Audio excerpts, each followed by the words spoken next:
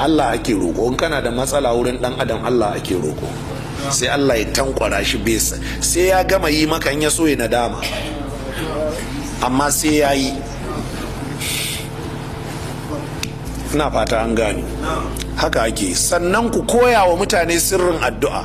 Kada mutum ya zo wurinka ya ce kai mishi addu'a ka ce to a'a zan yi maka addu'a, kai ma ka je ka dage.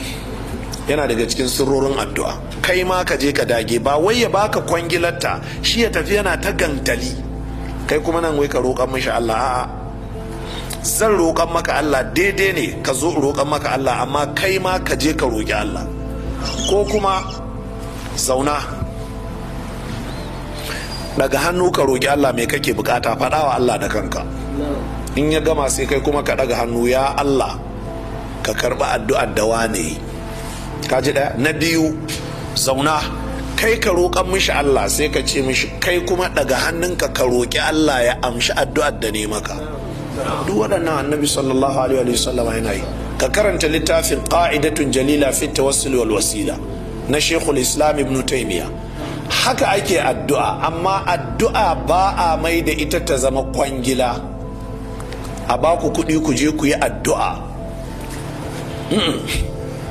Amma kuma daidai ne ka je wurin malamin sunna ya maka addu'a, daidai ne ka nemi wani salihi daga cikin bayan Allah, ko ba malami ba, ko wata tsohuwa, ko wasu almajirai, ko su wane ne, ku taya ni roƙon Allah akan kaza, kai kuma ka dage ka roƙi Allah. Sannan wa qaddimu li anfusikum, babu laifi a sai wani abu a dafa, babu laifi a yanka wata dabba, amma saboda Allah, a yi sadaka saboda Allah, sai a hada a yi tawassuli.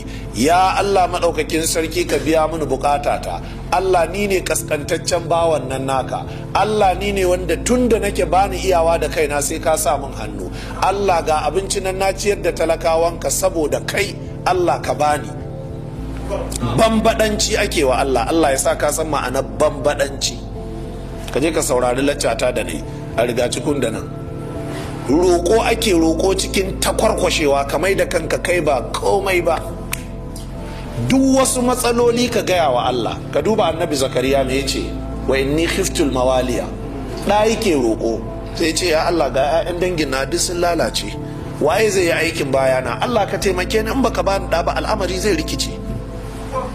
Haka ake yi. So ina son ku je ku karanta suratu Yusuf, ku je ku karanta suratu Maryam, ku ga yaya annabawa suke dangane da roƙon Allah. Sannan ka hada da suratu Ibrahim. Na baka wannan assignment din, surori 3 na Qur'ani.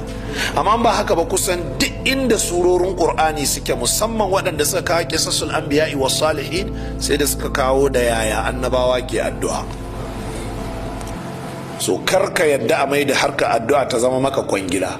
Amma kuma ba mu ce bid'a bane ka je wani mutumin kirki ko malamin sunna ya maka addu'a, ko wata tsohuwa ko matarka ko wani dattijo ko mahaifinka ko mahaifiyarka ko kakakka, ka je ka zauna, in na yi mini addu'a.